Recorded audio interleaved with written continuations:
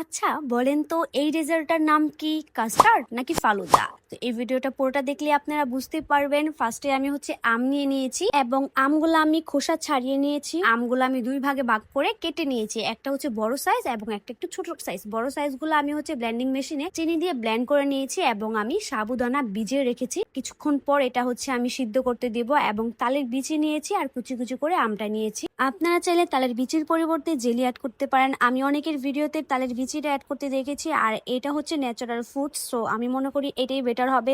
আর জেলির মধ্যে হয়তোবা ভেজাল কিছু দেওয়া থাকে, সো এটাই বেটার।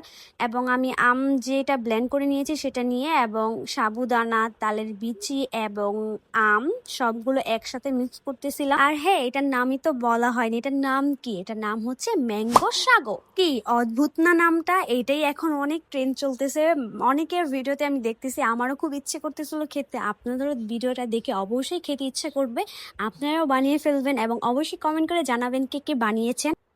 তো এটা ভালো করে নাড়াচাড়া করে দেন আমি আবার দুধ দিয়ে দিলাম। দুধের চিনি সবকিছু ভালো করে দিয়ে আবারও একটু নাড়াচাড়া করতেছিলাম ভালো করে মিক্স করার জন্য, এবং মিক্স করে অবশ্যই আপনারা ফ্রিজে রেখে দিবেন।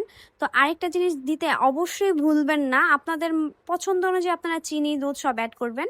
তো আমি এখানে একটু খাবারটা একটু টেস্টি করার জন্য সাথে কলা অ্যাড করেছি। এটা আপনাদের অপশনাল, ইচ্ছে হলে দিবেন, না হলে নাই। তো যেটা বলেছিলাম, অবশ্যই ভুলবেন না আইসক্রিম দিতে, কিংবা আপনারা হুইপ ক্রিমও অ্যাড করতে পারেন। ওটা যদি বেশি ঝামেলা মনে হয় আপনারা আইসক্রিমটা মাস্ট দিবেন। আইসক্রিমের সাথে এটা খেতে যে কি মজা লাগে, একবার খেয়ে দেখবেন, অবশ্যই ভালো লাগবে।